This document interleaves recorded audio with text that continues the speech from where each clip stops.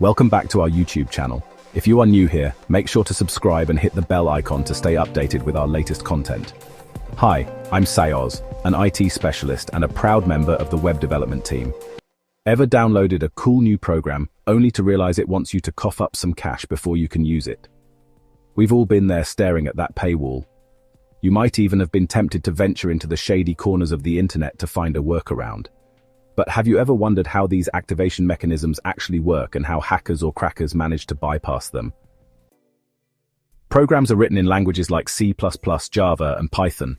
These languages are super friendly for humans, but absolute gibberish to computers. To bridge this communication gap, the code gets translated into machine code, a glorious mess of ones and zeros that your computer can finally understand. This transformation process is called compilation. Now, this machine code can be displayed in assembly language, which is basically machine code with a slightly better outfit. It's still pretty close to the hardware, so instead of high-level commands, you get to deal with cryptic instructions like move EBX23, which is just a fancy way of telling the computer to put the number 23 in the EBX register. Software activation checks come in two flavors, online and offline. Online checks are the nosy ones. They verify your ownership by chatting with a server somewhere out in the cloud. You type in your key, and the software sends it off along with a unique identifier of your machine. The server checks its list, and if your key is legit, it sends back a thumbs up, and your software is activated. Offline checks, on the other hand, are more like an introverted puzzle. The software uses an algorithm built into itself to verify your key. When you enter your activation key, the internal algorithm does its thing, checking the key against some internal rules. These algorithms can range from simple, like checking a basic pattern, to brain-meltingly complex, involving cryptography and stuff that makes you wish you'd paid more attention in math class. Enter crackers, who make it their mission to bypass these activation mechanisms. They use reverse engineering, which is a fancy term for taking the software apart to see how it ticks. To do this, they wield tools like disassemblers and debuggers. Disassemblers turn machine code back into assembly language, making it slightly more readable. Debuggers let crackers run the software step by step, pausing it at will to poke around and see what's happening under the hood. The process usually starts with the cracker hunting down the activation code, often by searching for telltale strings like invalid key or activation required. Once they've found the code, they study how it works. This might involve checking specific bytes, calculating a checksum, or decrypting some data. After understanding the activation process, they tweak the code to bypass it. This can mean replacing critical instructions with NOP, no operation commands, or changing conditional jumps to alter the program's flow. With the code modified, crackers create a patched version of the executable, often distributing it alongside the original installer. Users then replace the original executable with the patched one, and they've got a free, albeit illegal, copy of the software. But software developers aren't just sitting around twiddling their thumbs.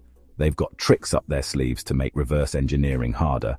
Code obfuscation makes the code look like a tangled mess of spaghetti. As an example, I'm going to crack a reverse engineering crack-me program. Just a heads up, these crack-me's are made specifically to be cracked. They're not real programs. They're designed for this purpose. I'll be working on a crack-me called Pride Crack CC by Pride. It's written in C or C++ and is a 32-bit program. I'll be using X32DBG for this. If you don't have X32DBG, make sure to download it. First, let's open the program and see what it does. It asks for a name, so I'll enter Bob. Then it asks for a serial key. I'll enter a random key like 123456. It says false serial key and exits. Now we know the program uses the MSVCRT system call to handle this. Let's search for that in X32DBG. Once we find it, we'll start looking for the right serial key. After opening the program in X32DBG, I'll search for intermodular calls and find msvcrt.system. Double-clicking on it, we find some code related to the serial key check. We see a compare instruction checking the user input against the stored value. We need to make sure this comparison passes. I'll set a breakpoint at the jump if not equal instruction and run the program again, entering Bob and 123456. When the breakpoint hits, I'll check the values being compared. We see our input 123456 being compared to a stored value. The stored value is calculated using the length of the name and some arithmetic operations. Let's find out how this value is derived. The name length is stored in the EX register and some operations are performed on it. I'll use Python to recreate this calculation. Let's assume a name with 5 letters, like bread. The length is 5 and we add 0xCA to it. Then XOR with 0x3D8D40F. Here's the Python code to generate the serial key. The generated key can now be used. I'll restart the program, enter the name bread, and use the generated key. It works. And that's how we crack this program using X32DBG. Now here's the serious part. Using cracked software is illegal and it's risky. You could face legal consequences, and cracked software often comes with unwanted bonus features like malware. Plus, you miss out on support and updates, leaving you vulnerable to bugs and security vulnerabilities.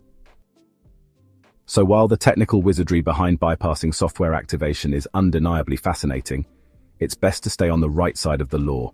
Thanks for tuning in, and as always, stay safe. Hackers use tools to convert executable files, .x or .dl, back into source code. They look for critical functions like license checks or authentication mechanisms.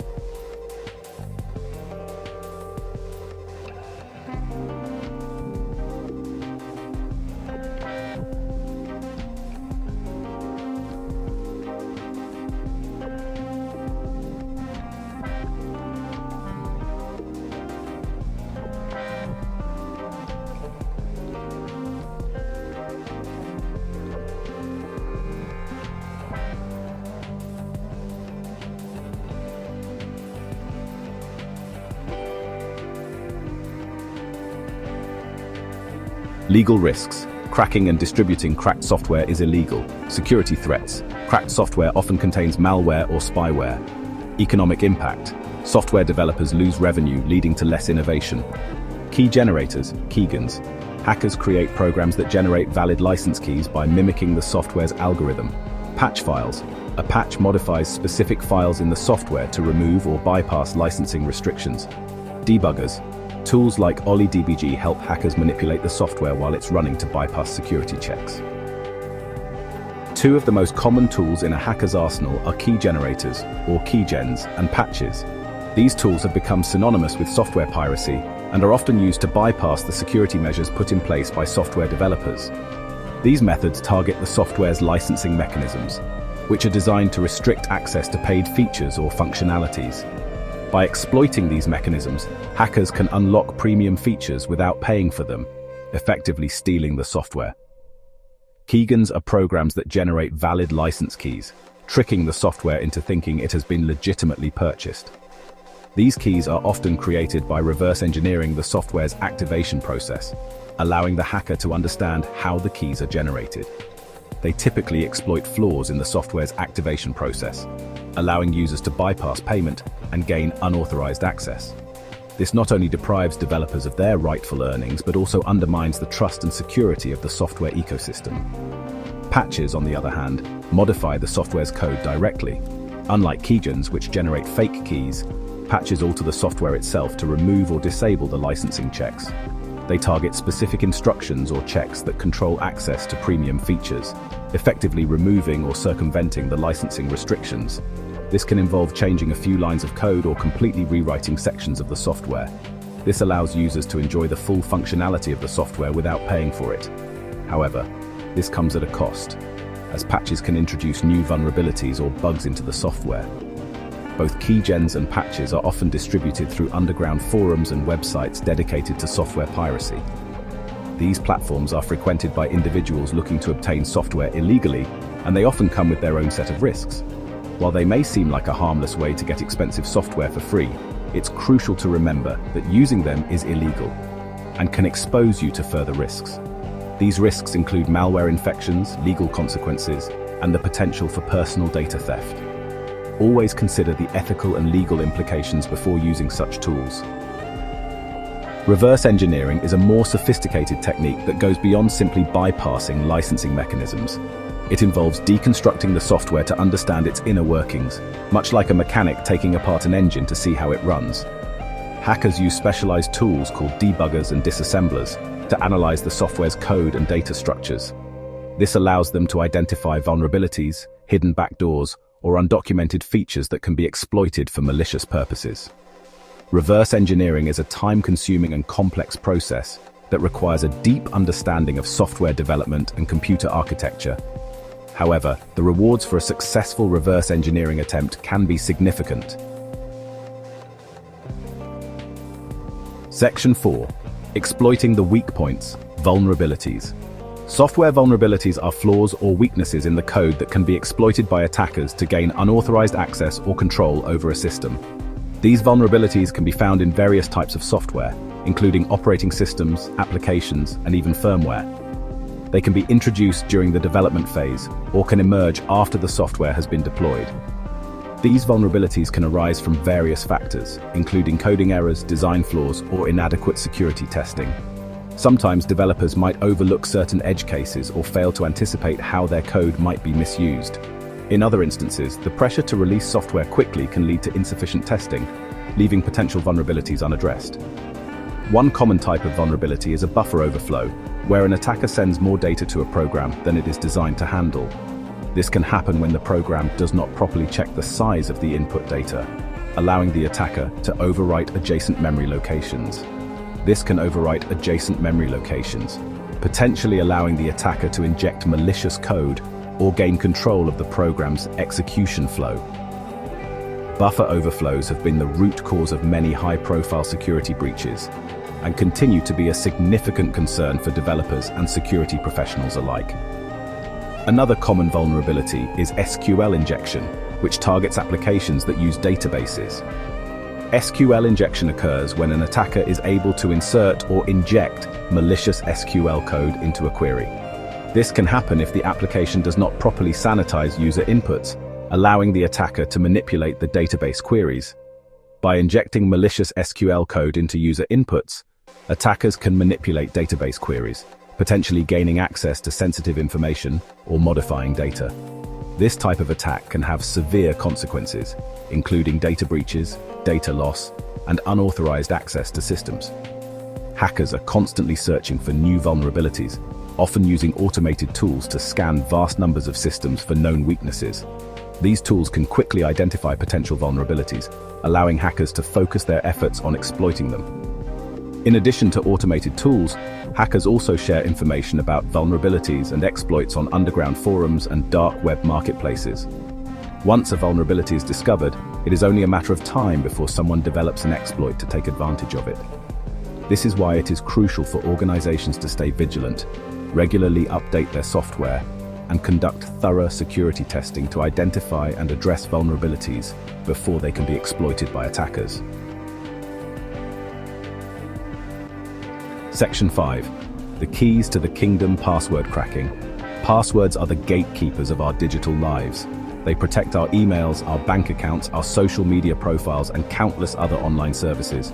But what happens when those passwords fall into the wrong hands? Password cracking is the art of recovering passwords from data that has been stolen or intercepted.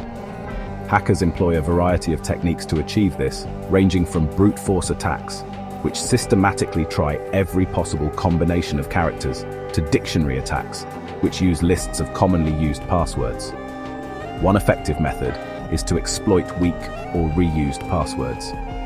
Many users choose simple, easy-to-remember passwords, which are also easy for hackers to guess.